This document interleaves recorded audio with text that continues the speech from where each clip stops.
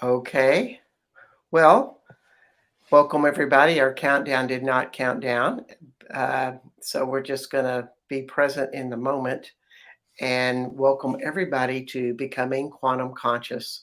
My name is Bart Sharp, host of Becoming Quantum Conscious, and this is United Public Radio Network and UFO Paranormal Radio Network out of 107.7 and 105.3 out of the beautiful city of New Orleans, Louisiana. And I am broadcasting out of Austin, Texas, which is my home. And we're just going to have this lovely day with the theme. And oops, I almost forgot it. How to embody more of your soul. And really, it's like that's the process for everybody if you're on the consciousness trip. How do you become more inside of yourself, more present inside? And there's a lot of great ways people are doing at this these days, from what they eat. I just had some amazing matcha drink from Neil Dumra of Third Eye Lounge in Austin, Texas, which is making me very present with myself and becoming a wonderful proponent of matcha these days. Great drink. And it embodies my soul a little bit because I'm more present in the functioning of my brain, uh, almost like the neurons are firing much more efficiently right now. What a high that is. Um, so, another way to embody more your soul is to let go of all the gunk that you've held not only this lifetime and other lifetimes. And there's a lot of ways to do it, and there's such uniqueness. And the guest that I have on today, Sheefra Blume, and I want to spell that name out, S-H-E-E-R, no, Sheefra Blume, Sheefra Blume. She has a passion for finding what embodiment is. And she's been doing this all of her life. Some people, they just are born with an insistency to become more. And that's really explains Sheefra. And I knew that from right off when I met her in Austin, about somebody that was so passionate about becoming more and growing in soul. And this has been her life probably ever since as a child, to where she was embracing Jewish mysticism. She is Jewish, and that was what was presented, almost like spirits were coming in and saying, "Hi, Shifra, wake up. We got something to offer for you." And she didn't run in fear. She came to it with curiosity, and now has a commitment to helping others to find that in herself, to find a path that they can become more and embody more of their soul. So we want to just welcome Sheefra Blume to the show. Thank you, Sheefra, for being here. Hi, Bart. Thank you so much. It's such a pleasure to be here. Oh, it is. Um, I knew you were a powerhouse right when I first met you, and you still continue to be that today. And we were just talking earlier about what it was like to be Sheefra as a child, and spirit comes to you sometimes at early ages, and then you have a choice whether to run in fear or Mm. take the journey on. And can you just tell us a little bit about what your journey was as a kid to becoming an adult, and the process you've made? Thanks, Bart. Sure, I will share a little bit of that. And um, when I was a kid, I was the kind of kid, and I'm talking, preschool age.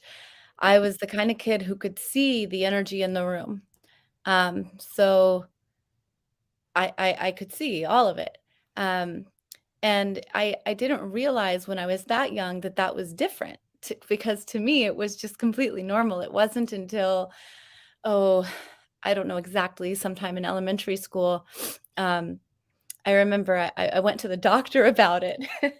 And trying to explain it, and, so let me give you a little story about it, if that's okay.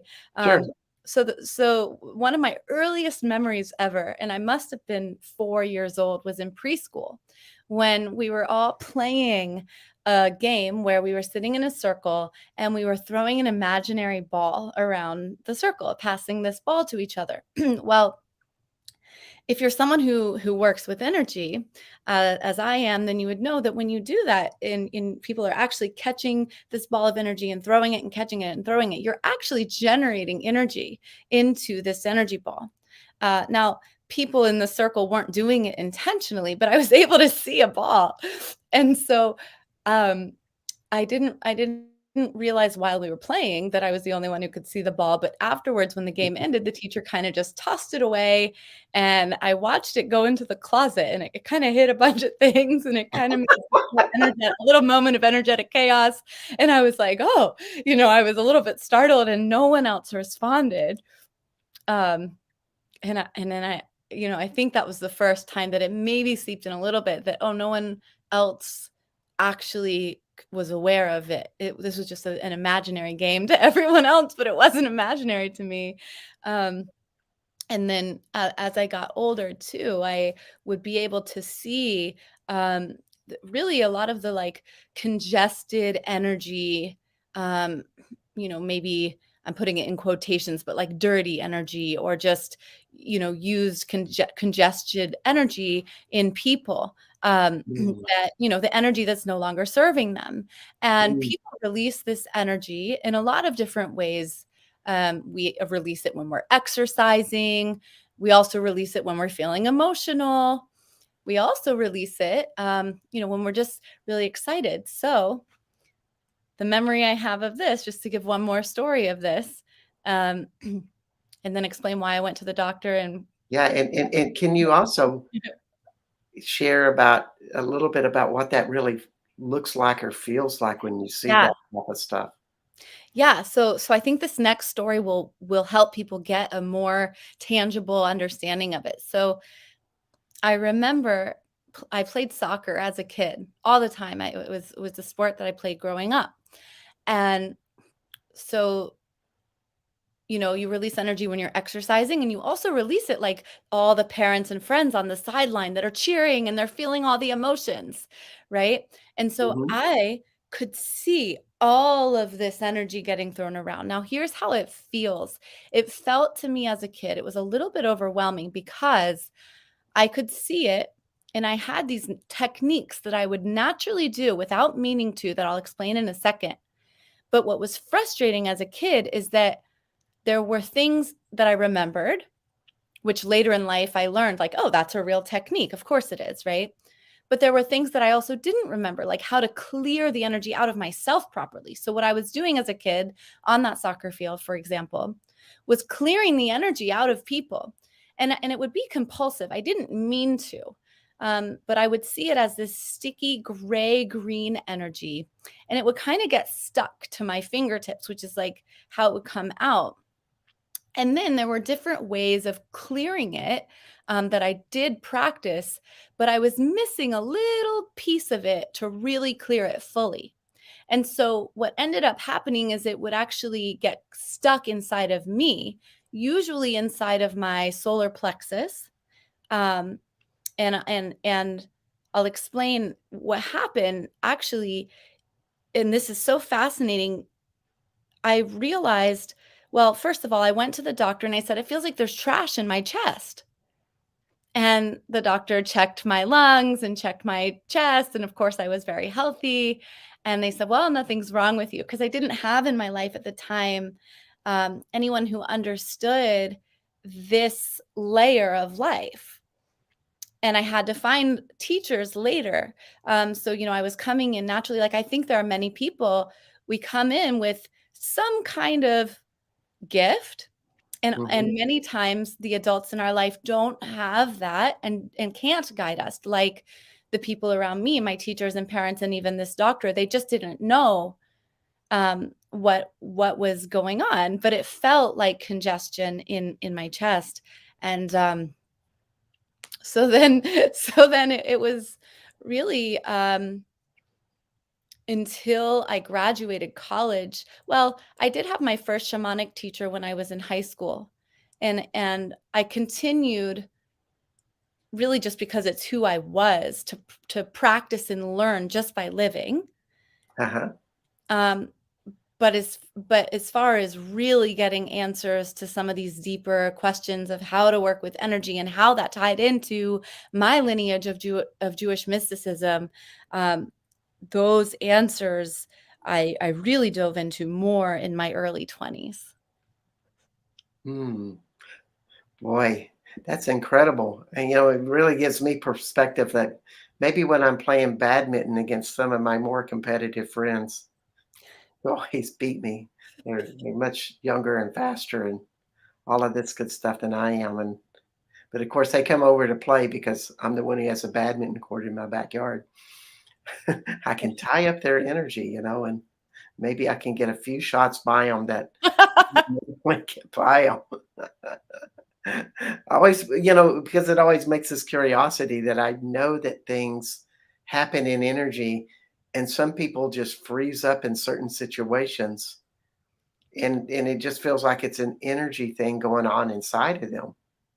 And I know I've had it, and such that you can actually move and change that. And of course, if you're not doing it without permission, it's like kind of not the best juju to put on yourself.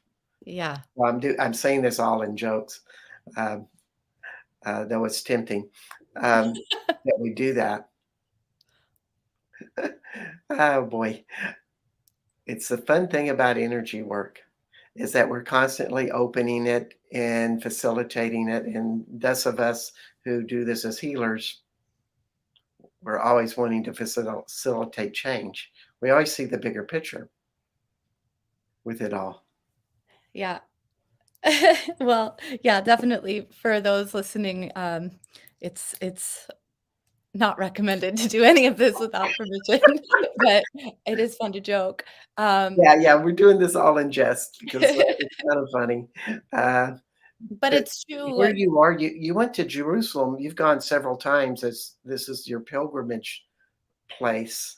What are some of the changes that Jerusalem has facilitated for you in this learning journey? Yeah, sure. So if we're talking about my timeline, continuing on that, when I was in my early 20s, um, although I'd been again the kind of person who was already seeing and feeling and immersed in and working with energy my whole life. And like I said, I did have one teacher from a different lineage when I was a teenager. But it really wasn't until I went to Jerusalem. This would have been for the second time, um, when I was about 22. And by then I had had teachers who, for the past couple of years before that, um, had been learning and studying with me and teaching me mysticism and matters of the soul and incarnation and these things that I was able to learn a little more deeply. Um, but it's interesting, you know, what sent me to Jerusalem in the first place was my own health, my own desire to be healthier in my own body and be more comfortable in my own body, right? Because at that time I had really bad eczema. Mm, And so, even all of these physical symptoms, like you mentioned earlier about how sometimes people can kind of freeze up. That's something we can certainly talk about more if we go there. But for me, it was eczema, and that I had been to all the Western medicine doctors, and no one could help me. And so, part of going to Jerusalem, I found true healers, um, whose healing modalities were rooted in ancient lineage that happens to be my lineage, which was really special. Um, and I had a few teachers in particular that would work with me deeper with energy and energy work.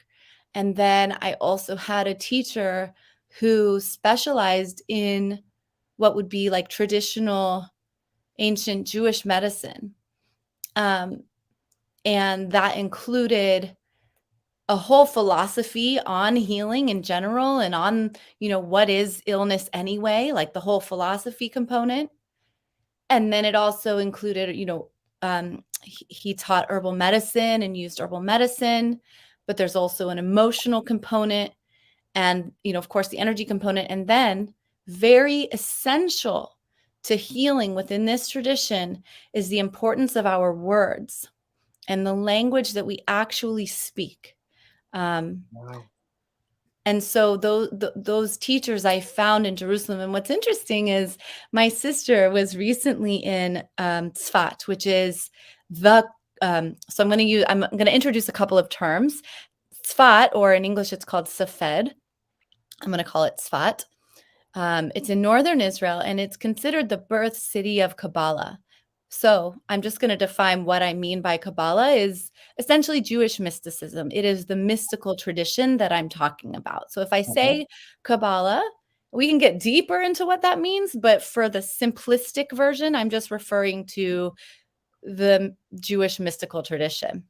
Yeah. And And let's keep it simple. yeah. So I just wanted to say, so this city in northern Israel where I went is the city for that, where all the mystics of old really came out with, all of the profound writings. And even to this day, it's a very mystical city. People pilgrimage there. It's a very holy place. And people, so my sister was recently there. And what's interesting is she said, yeah, I'm meeting all of these young women like I was, 10 years prior. And she said, I'm meeting all these young women here in Sfat who came here specifically to learn, Jewish traditional healing and Jewish mysticism. And they can't really find a teacher. And sure, there's places where you can go take a class, but to really find a teacher who will go the depths with you, that's what I did. But I didn't learn from one of the advertised programs. And You just found somebody that felt right for you. I truly found a teacher who lived traditional Jewish medicine. And I want to clarify something. Uh, Traditionally, women were not to study the Kabbalah until recent years. That's correct? That is correct. And I have two ways of explaining that or interpreting what that means. Um, but it is interesting. So traditionally, you would not study Kabbalah, uh, meaning this mystical tradition, until you were 40 years old. And even then, only if you were a man. And so those two things require two different explanations because there's something to it. But interestingly, I'm both younger than 40 and also a woman, right? And so part of that is why I'm able to also teach these concepts in a way that's much more accessible um, to people. Mm. Is because of the perspective that I do have as a woman who's under the age of 40. Almost like a However, new consciousness is coming in. Would and you a new dare say consciousness, that? I absolutely would, because a lot of what I learned, I already remembered. I would say much of what I learned, I already had remembered. And then I learned it, and the learning of it was simply a confirmation, like a go ahead check mark. Okay, cool. I didn't make this up. Mhm. um, but part of, at least in the past, and you're right, part of it is that a new consciousness is coming in and we are remembering. It is important, I think, to verify what we remember so that we aren't making stuff up. But part of the 40-year-old thing was that this tradition values the balance between the human and the holy, the body and the spirit. Many mystical traditions are all about how to ascend, whereas this tradition is about how to ascend for this explicit purpose of bringing more light down into the world. I'm going to repeat that again. How to ascend with the purpose to bringing more light into the world. Yeah, and I could say it a different way. It's all of these practices and the meditations and the light body and all of these very mystical things to go and elevate your consciousness. In some traditions, we want that so we can experience the bliss that's there, and we want to stay there as long as possible. But in this tradition, the point of going there and reaching that higher state of consciousness is so that we can take the wisdom gained there and bring it down into the most mundane parts of everyday life to So, elevate the everyday. so it's a true culture of service. And we hear this so much in American society, at least I do with people. It's like, I want to learn all I can so I never come back to this godforsaken place called Earth. And this is the exact opposite of this. I want to learn so much so I can serve everybody in all my lifetimes. Yes. Yes, it is Wow. about that. How do I bring in more holiness even to the darkest places? Yes. And so um, to just kind of ask another question with um, the Kabbalah is kind of like a map in its most basic terms. And you follow what the map shows you of all the different aspects of living, and you use that to help facilitate more embodiment of a person's soul and their life through that map. And what's that like? Yeah, it's a great way of explaining it and just simplifying. We called this show How to Embody More of Your Soul.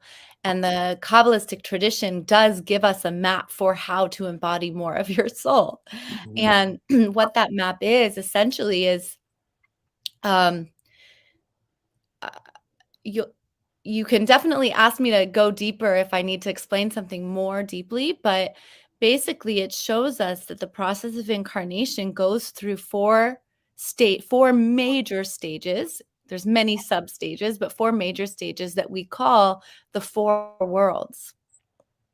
And then within those four worlds, um, there are 10 major steps, I'll say.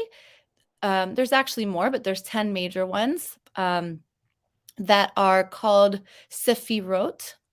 But in English, these are, there's a couple of different ways to think of these steps. They are energy centers, and they are personality traits, and they are attributes of our soul, in that they are attributes of the divine, and therefore they're attributes of us because we are mirrors and microcosms, meaning mini versions of the divine.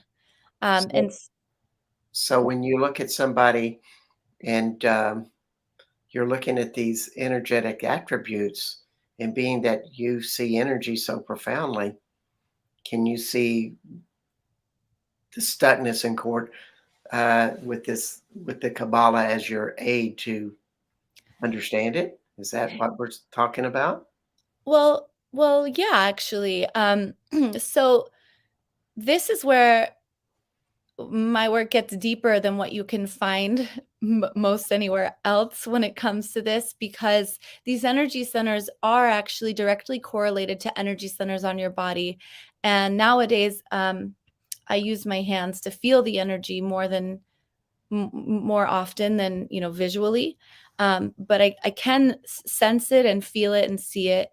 Um, what I've done that I think is worth mentioning, though, is I've created something that um, is essentially a map where I explain the different 10 attributes, and Mhm. how people can know. Because here's the thing: is if energy is stuck, it's stuck in one of these attributes. And not everyone can see energy, and not everyone's interested in learning how to see energy, or it just might be far off from where they are right now. So what I've done is I've created a free ebook where I just go over how you can tell which of these attributes is where your work is right now. Yeah. And you can find that on So sheefrablume.com, correct?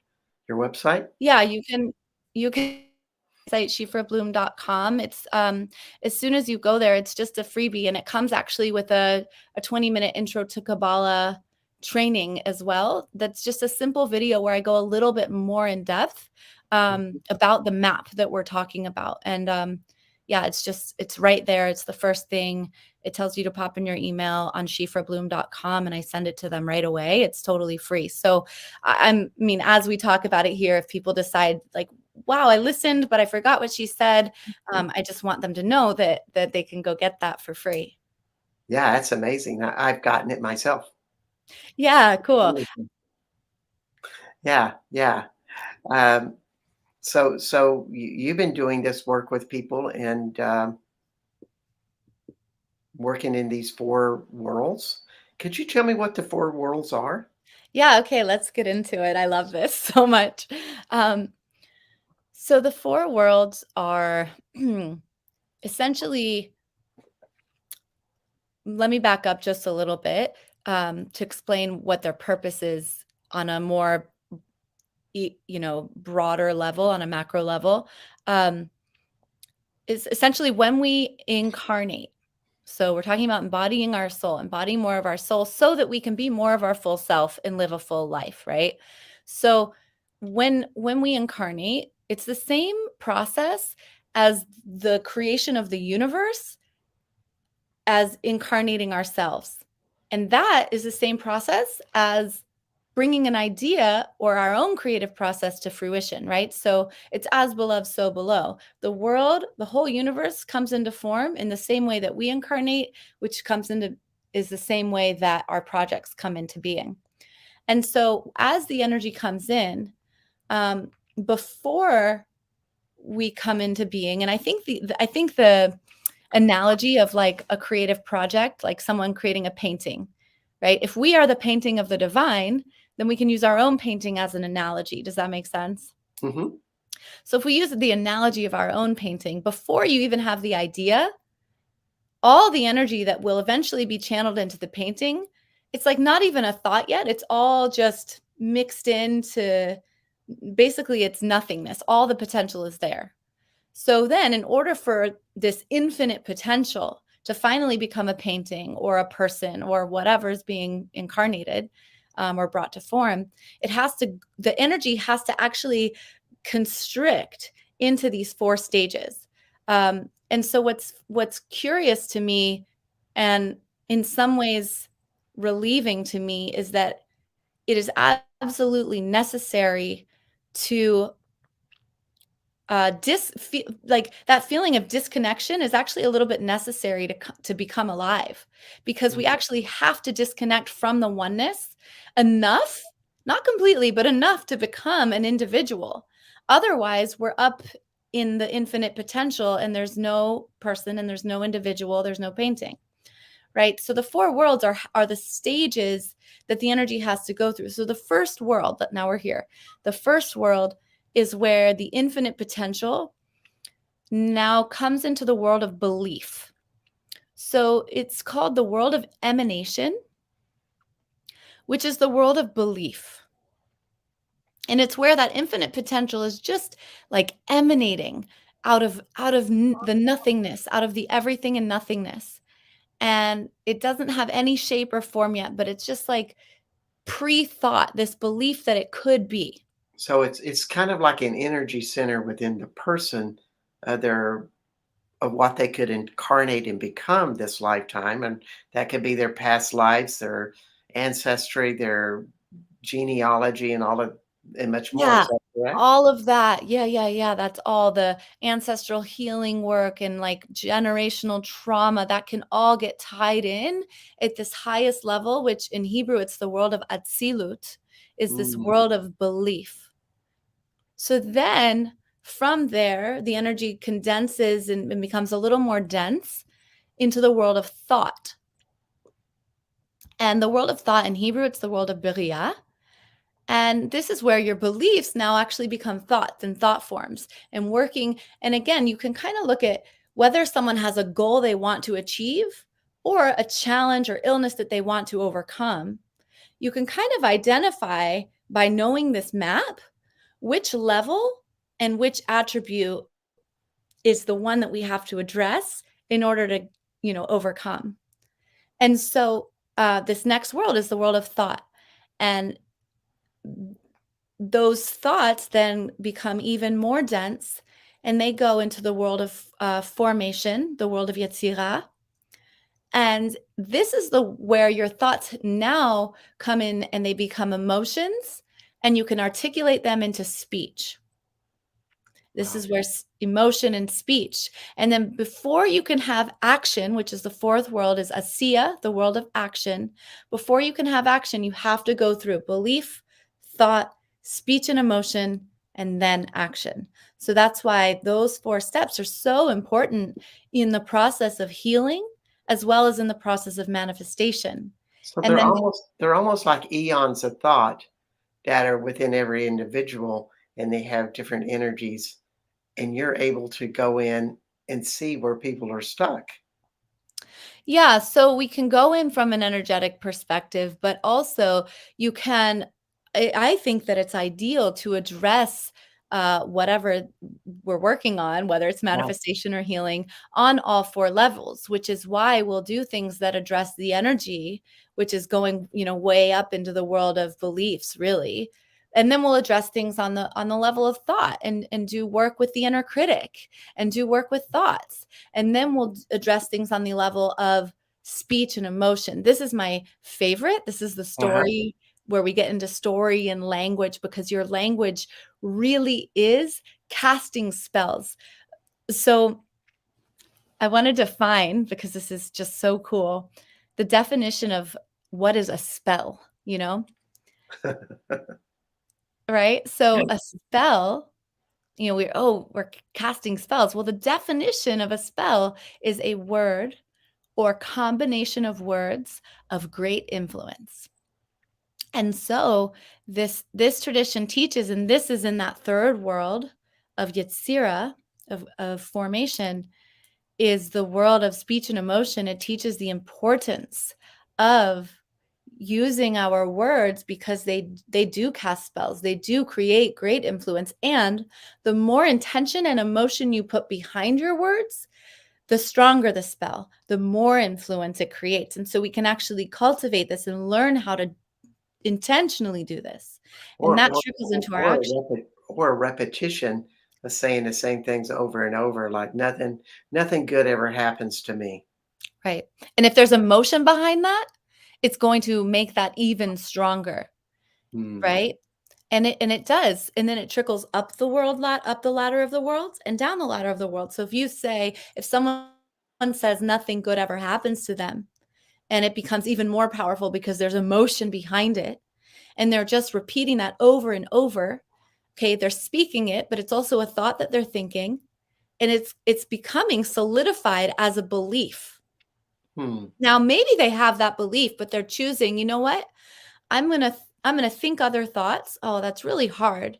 So I'm going to make it easier by practicing speaking an alternate story. And then they think, well, I don't really believe it. Great. So then we have to tap into the emotions and get emotion behind an alternate story. That's Yeah. how we change the belief. It's Yeah. it's hard work, but it's also so simple to do when we actually know how.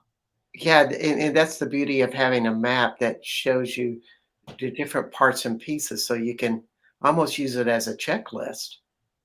Exactly. And then so within each of those worlds are those 10 attributes that we spoke of before. So Yeah. you can really get in there and get specific. And that again, that's what that the ebook that I was talking about can do for people. Um, but it's very fun because it's on the one hand, it's this age-old question. And then on the other hand, it's like, well, there's 4 steps. There's 10 sub steps within each step. And it becomes fun when you actually know what to do. So we were talking about this earlier. It's like, Sheefra, I want you to kind of explain this like Mr. Rogers would explain it, which you're doing so well. But it's kind of like, the 40 steps to greater consciousness, you know, in a plain, simple method. Kinda, Mr. yeah. Rogers would say. It's wonderful. And once again, it has so many applications.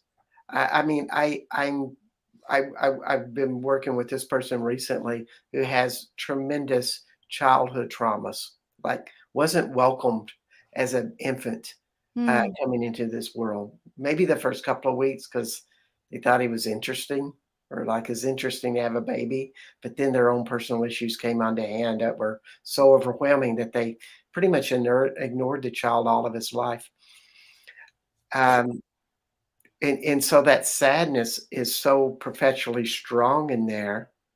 But there's something really interesting in this person's life in that he is so powerful in that first house.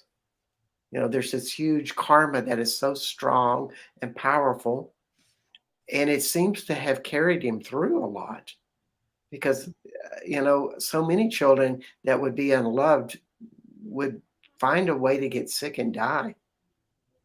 It's intolerable for a child to be unloved, in my opinion. And they find ways to get sick or they, you know, fall into a hole and die or, they run into a car or something, but they'll mm. find a way to check out. And this is just my own personal opinion. Um, but sometimes they have something in that first world that is so stronger. And I don't use the Kabbalah myself, but it's funny how we're all using different maps that have a lot of the same characteristics. Yeah.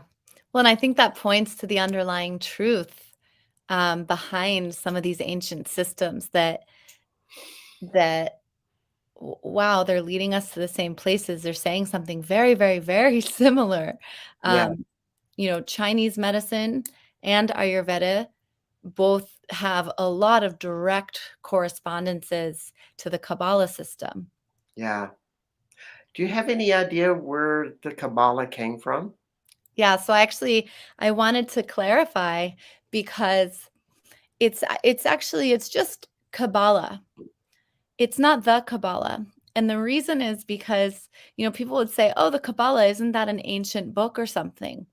And while there are core books about Kabbalah that are often, referred to, there is no singular book. Kabbalah actually means to receive. And so that brings us back to our topic because it's to receive what? It's to receive, to receive life, to receive presence, to receive more of your soul, to receive the gifts that the divine is bestowing upon you. Right. And therefore Kabbalah was a received tradition that was then put down into many books. Um, and it's a vast tradition And very old. and very old. Do we even know the origins? I mean, Um, So I would have to study the history more specifically, yeah. to really give you that information. But I do know that, like I was saying, in Sfat is where a lot of it was written down. And the exact year, I cannot remember off the top of my head. But that's when it was written down, which Okay. isn't when it began. And they Right. and this tradition would say that the origin, it's well, if you're asking when the origin of when it was taught as such is one question, but the origin of it itself, this tradition would teach is the origin of creation itself, because essentially this tradition is giving you a map for creation. And so even the language, um, of like it would teach that like the Hebrew language is a vibration that's embedded in how creation comes into form. That is why the third world, which is the world of speech, is the world of formation. Wow. Um, right. And so it depends what you mean by that question, because in some ways it was, Yeah, it's always been a curiosity to me about the origins.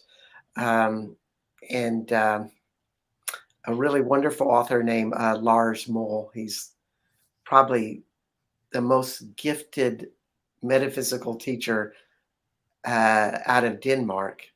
He's kind of their man, and justifiably so. Wrote a book called The Law of Light, in which he explains that Aramaic Yeah. was the language that angels taught humans.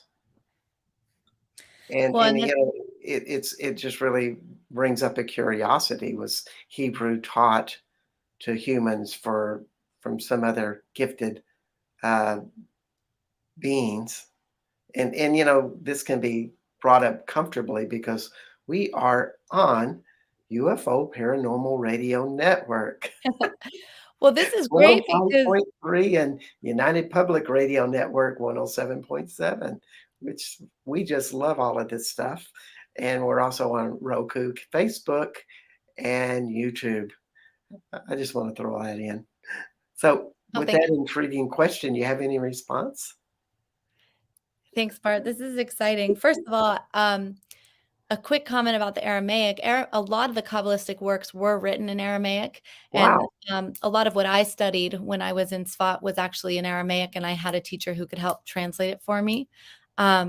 But this is great. This question of like where did it all come from in the paranormal, and even like when did these teachings originate? Because even if it was written down later, a lot of the magic there's different kinds of Kabbalah and magical Kabbalah, these magic traditions, um, which is what I'm very interested in, is actually the least written down. It's almost not really totally possible to write it down um, because of the intricacies involved. It really is better as an oral tradition. Um, but these were received, as we said, and we can go all the way back to Egypt and beyond, before Egypt too, but especially you can go back to Egypt since today is the first night of Passover, and then we're talking about going through Egypt and then going to this mass um, oh, what would you even call it? Mass elevation of consciousness that happened to the Hebrew people in the desert at Mount Sinai. I think that's really relevant to our conversation It is. because they were practicing a lot of these, what I call magical Kabbalah, but maybe it wasn't called Kabbalah, but the Hebrew people were practicing a lot of this um, even before the receiving of the Torah back in Egypt. And then they left Egypt, which is the story of Passover, and received the Torah. And they say it was about 200,000 people, if I have the number correct, in the desert who actually had this group experience of an elevation of consciousness where they saw God. They had an interface with God, and it says that it was so intense that they actually saw the sounds and they heard the colors. They heard the visualizations because everything just became one, and truth was revealed in that moment. Hmm. It was beyond sensory explanation. It was beyond what we currently experience when we are in form. And yeah, there And if you do not know Mount Sinai, of course, this is where Moses received the Ten Commandments, and you know it's an uber powerful place. But in modern terms, in the I guess the more the New Age metaphysical, and those of us who study ley lines, and if you're in Europe and in the Middle East, and you start studying ley lines, you'll see that one of the great power sources that power up so many other power spots, Sinai is one of the central ones. It is a very amazing, bright energy. Um, when I stay in France, which I'll be leaving in a few weeks, I'll be connecting with Sinai. It's very prevailing there. mm, Yeah, yeah, yeah. It's and what a gift. I meditate with Sinai energy all the time. And you know, it really brings up a thought to me is that, you know, as you've studied this stuff and you've studied it intellectually, but it's been in your genetics and in your whole embodiment all of your life. And maybe part of it is really learning what your own cellular memories have to teach you. Yes, I remember when we met, you saw my connection to Sinai. You actually brought it up. Oh, it did? Yeah, Oh, you're a Sinai girl. you've brought it up a couple of times. It's interesting, and I do. I have a connection to Sinai, and yeah, it was my ancestors were there at Mm. in that moment of of having this group experience in the desert, and I believe that my soul was also there. Wow. If you don't know about my talents and abilities, I feel energy of other people. And sometimes when it's just really strong, it goes into my face and it, you know, look like I'm eating a lemon. That's just what happened. Yeah, you were there, hon. Yeah. Maybe many times. And there are questions, again, talking about like, well, where did it come from? Where did this what did Moses actually receive there? What actually happened? And there's a lot of theories, but what's it's it was something very powerful that the Hebrew people then carried with them. And there are a lot of instructions in the Torah for creating an ark.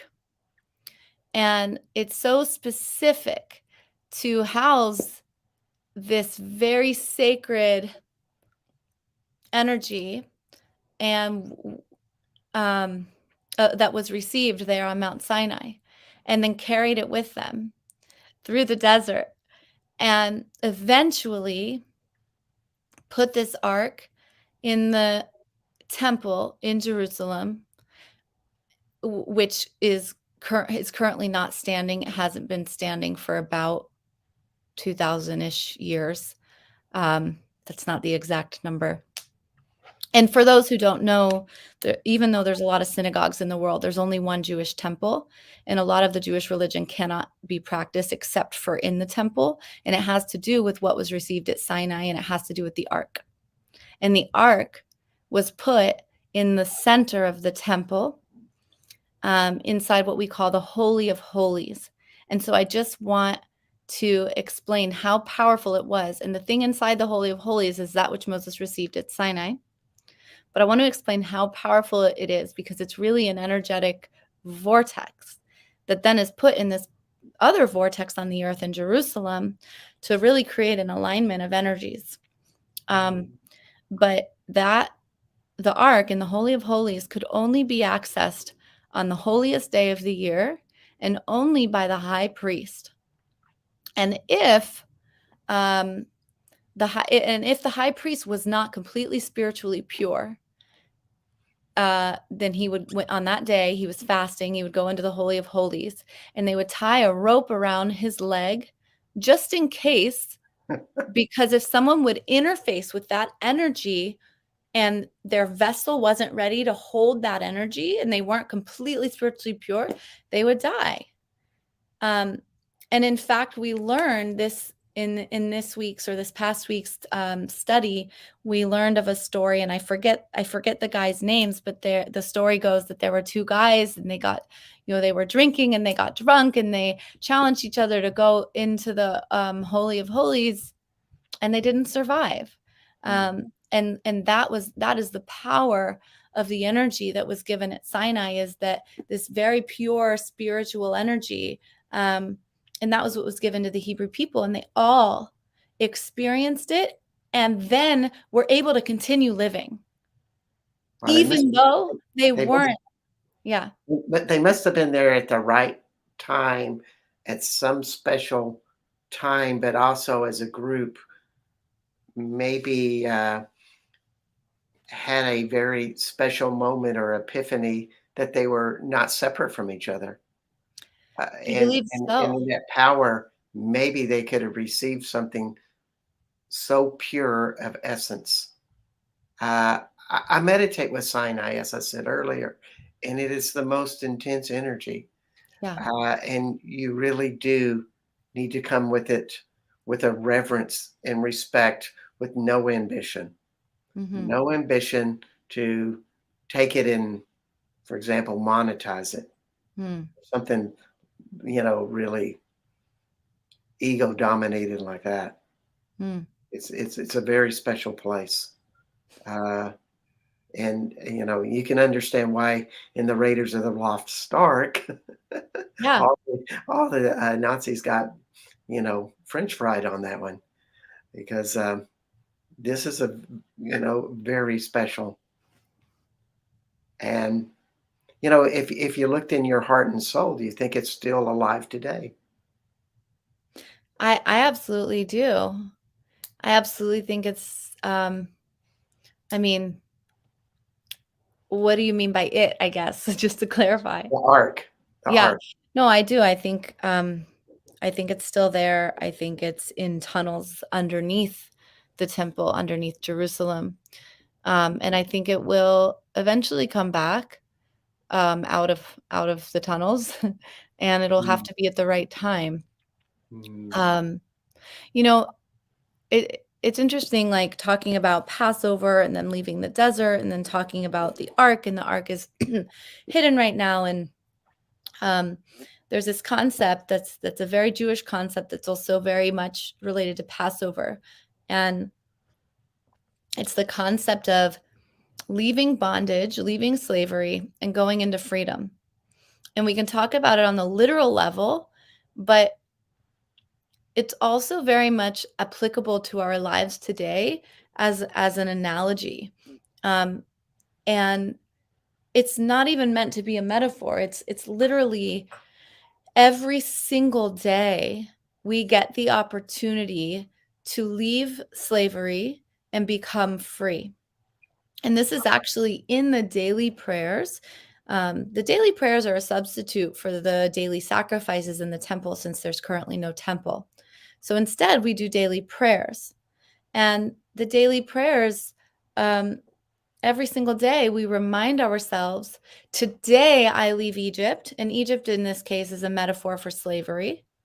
Today I step into freedom. And people will go, why are they so obsessed with Egypt? That was so long ago. And it's because it's a metaphor, and it's actually today. It's not remembering then. It's actually how, in what ways am I still enslaved, whether it's, through my own thoughts and emotions and past and trauma.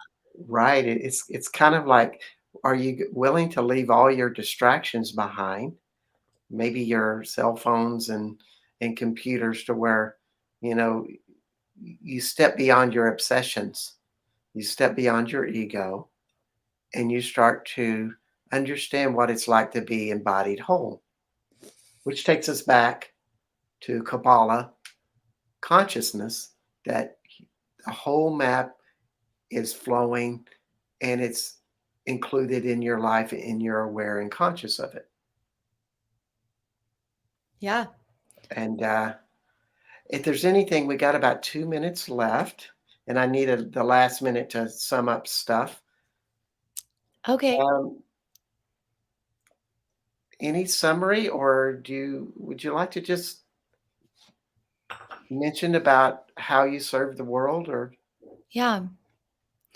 Thank you, Bart. It's been really fun chatting with you. And, in conclusion, yeah, we do get this map for healing, and addressing healing is what I do in my work and how I serve the world. And I help people really to let go of the stories from the past that aren't serving them anymore. And I use all the different modalities and things that we've talked about here, but it's essentially, um, being able to overcome the limiting beliefs and cycles of sabotage, whether they're ancestral or just, more from your own life, so that we can achieve the things we want to achieve, and so that we can heal and let go of what's not serving us. And I'd love to invite people to my website, sheefrablume.com. Um, I do have a free ebook they can put in their emails. They'll get an intro to Kabbalah and a ebook explaining this a little more. And then there's a few different ways that they could work on me that they can check out if they'd like. But I always love being in touch with my community. So people are very much invited to reach out. It's Sheefra Blume, SheefraBlume, and it's the same on Instagram. I really appreciate you mentioning that and sharing all of this great information with you. I can vouch for Shifra. She is a major, passionate powerhouse in the Austin, Texas community that connects worldwide. And it's just wonderful. So thank you so much for being on the show today, Shifra. And check her out. Um, and we are at National Public Radio Network, 107.7, and UFO Paranormal Radio Network at 105.3, having all of these wonderful shows on the radio, but also on YouTube, Facebook, and Roku. And so you can join in the chat there and be a part of the program. And next week, we're going to have Fraka Future. And the title is How to Activate Your Innate Ability to Sense Energy. And it will be profound because Fraka is a very special human, much like Shifra is. So I just welcome you to come back, and we'll see you next week. Many blessings to all. Bye for now.